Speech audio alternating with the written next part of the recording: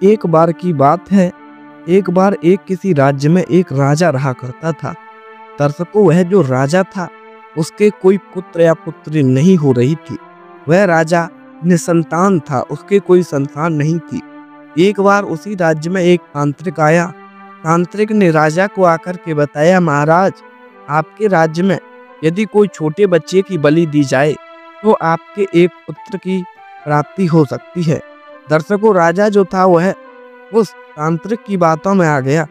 राजा ने तुरंत ही ऐलान करवा दिया और कहा कि इस राज्य में जो कोई भी अपना बच्चा मुझे देगा, मैं उसके घर में सोने से भर दूंगा, उसके घर में बहुत सारा पैसा भर दूंगा।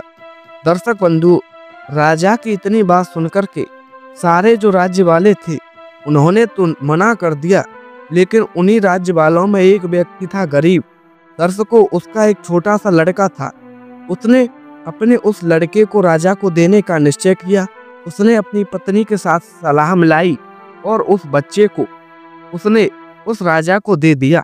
दर्शकों, जैसे ही उस व्यक्ति ने अपने बच्चे को राजा को दिया तो राजा ने उस बच्चे से पूछा कि बेटा, तुम्हारी कोई आखिरी ख्वाहिश हो तो बता दो, मैं तुम्हें मारने वाला हूँ, मैं तुम्हारी बलि चढ़ाने वाला हूँ।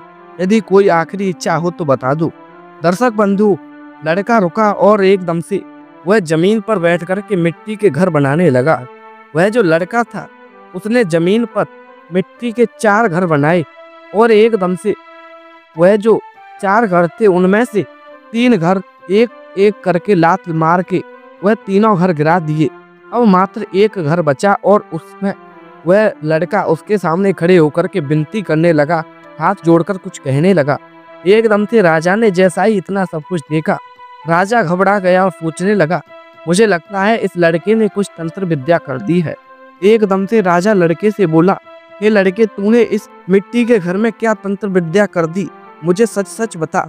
तब वह जो लड़का था वह समझाता हुआ बोला, महाराज, इसमें कोई तंत्र विद्या नहीं की, बल्कि यह जो मैंने 3 घर गिराए हैं, यह पहला घर है मेरे माता पिता जिन्होंने मुझे पैसे के खातिर तुम्हें बेच दिया, और दूसरा घर मैंने जो गिराया है वह अपने रिश्तेदारों के लिए गिराया है, क्योंकि मेरे रिश्तेदारों ने भी मुझे नहीं बचाया, और तीसरा घर मैंने आपके लिए गिराया है जो कि आपने अपने स्वार्थ के लिए मुझे मारने लगे।